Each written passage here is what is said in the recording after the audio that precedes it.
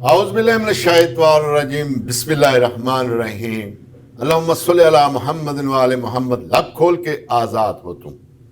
ناظرین، نون لیگ حکومت کے پاس بہت ہی اچھا موقع تھا کہ ون ڈش پر عمل درآمد کروانے کا اور قانون پہ عمل درآمد کروانے کا.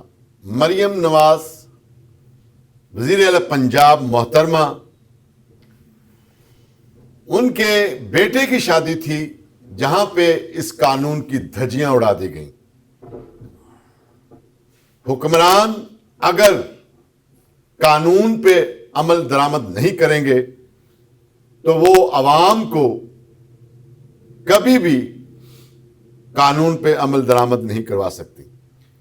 اگر گورنمنٹ چاہتی ہے کہ قانون پہ عمل ہو تو سب سے پہلے ان کو خود عمل کرنا ہوگا.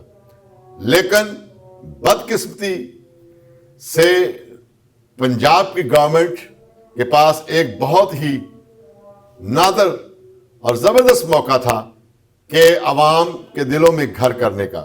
اگر گورنمنٹ اس پر عمل درآمد کرواتی تو شاید آج جس طرح نون لیگ کا گراف بڑھ رہا تھا آج 2 گنا گراف بڑھتا. لیکن ایسا نہیں ہوا. وہاں پہ شادی پہ ہم نے دیکھا ہے کہ بہت زیادہ فضول اخراجات ہوئے ہیں اور سننے میں یہ بھی آیا ہے کہ میڈم صاحبہ کے جو کپڑے تھے وہ بہت زیادہ مہنگے تھے. چلیں یہ ان کی ذاتی ایک بات تھی، پیسے ہیں ان کے پاس تو وہ خرچ کریں، ٹھیک ہے. لیکن غریبوں کا بھی جو ہے گورنمنٹ والوں کو، حکمرانوں کو خیال رکھنا چاہیے کہ غریبوں کے دلوں میں یہ بات آتی ہے، عوام کے دل میں یہ بات آتی ہے کہ ہمارے حکمران اس حد تک امیر ہیں. تو جب وہ ان کا حال دیکھتے ہیں، عوام ان کا حال دیکھتی ہے تو پھر دل جو ہے دل میں نفرت بڑھتی ہے. ہم تو مشورہ ہی دے سکتے ہیں گورنمنٹ کو کہ اس طرح کے کاموں سے اجتناب کرنا چاہیے تاکہ عوام میں مقبولیت کا گراف جو ہے ان کا نہ گرے. دوسرا، دوہرا قانون پاکستان میں پنجاب لاہور شہر میں جو بسنت بازی ہو رہی ہے، پنجاب کے دوسرے علاقوں میں جو ہے اس کو ممنوع قرار دیا گیا ہے.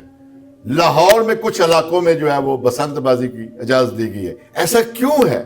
یہ دوہرا قانون کیوں ہے؟ گورنمنٹ کو اس کے بارے میں سوچنا چاہیے کہ پنجاب کے دوسرے شہروں میں بھی لوگ بستے ہیں، ان کے دلوں میں بھی یہ آتا ہے کہ ہم بھی بسنت منائیں، ہم بھی خوشیوں میں شامل ہوئے. ایک طرف تو گورنمنٹ جو ہے وہ حادثات کا کہتی ہے کہ حادثات جو ہے وہ اس سے ہوتے ہیں. اگر گورنمنٹ کو پابندی لگانی ہے تو ہر جگہ پہ پابندی لگانی چاہیے.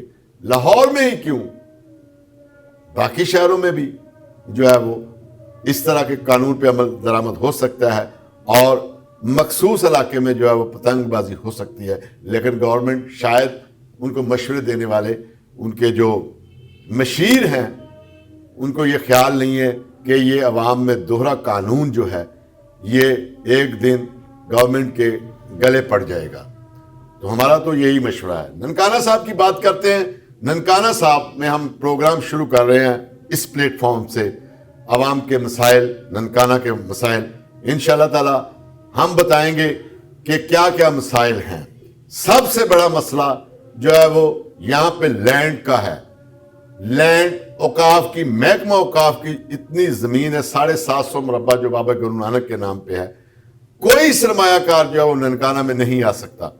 وہ اس لیے وائٹ کرتے ہیں کہ گورنمنٹ جو ہے یہ پراپرٹی اوقاف کی ہے، یہاں پہ وہ آتے نہیں ہیں اور سرمایہ کاری نہیں کرتے. کوئی بندہ اپنی پراپرٹی کو جو ہے وہ سیف نہیں سمجھتا. یہاں پہ کوئی سرمایہ کاری کرنے کو تیار نہیں ہے.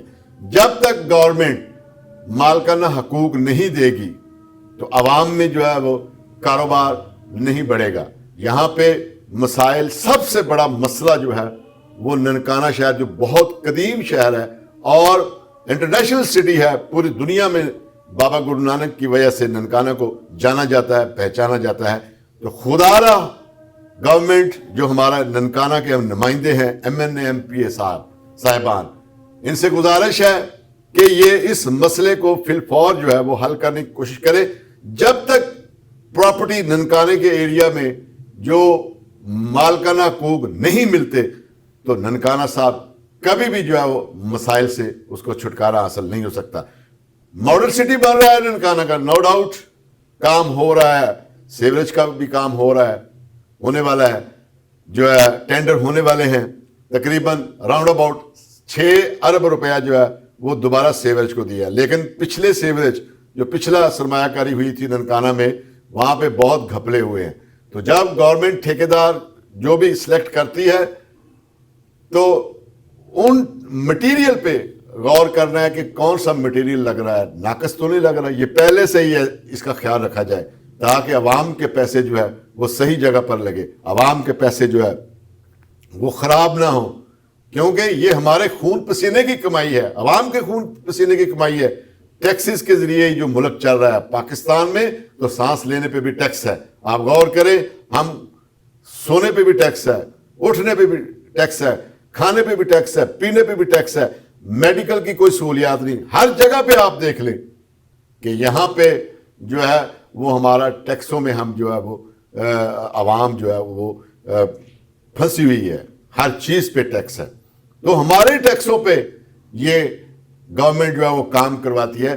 تو کم از کم اس کی جو ہے وہ اس پہ سخت سے سخت جو ہے وہ نگرانی ہونی چاہیے. اور جو بھی ٹھیکیدار ہو، وہ گورنمنٹ کا کنٹریکٹر ہو یا پرائیویٹ ہو، جو بھی ہو، جس کو بھی ٹھیکہ دینا ہے وہ لے.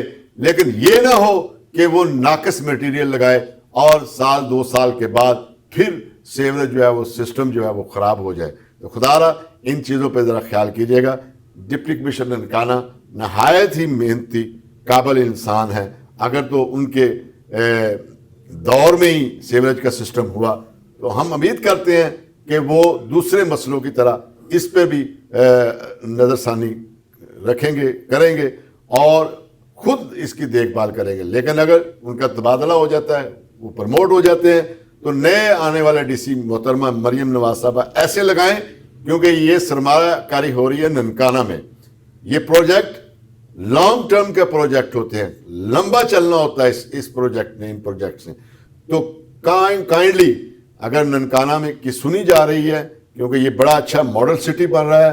ہم دیکھ رہے ہیں عوام اپنے تحت، آج تک ہم نے نہیں دیکھا کہ جو ہے 30 40 50 سال جن کے بلڈنگ کو ٹیپ نہیں ہوئی تھی سیمنٹ کی، وہاں پہ پلستر ہو رہے ہیں. عوام اپنی جیب سے جو ہے پلستر کروا رہی ہے، دکانوں پہ بھی اور گلیوں میں بھی پلستر ہو رہے ہیں. تو یہ ایک اچھی مینجمنٹ ہے گورنمنٹ کی کہ گورنمنٹ کے کہنے پر جو ہے وہ دکاندار جو ہے وہ اپنا پلستر کروا رہے ہیں، سیمنٹ کروا رہے ہیں.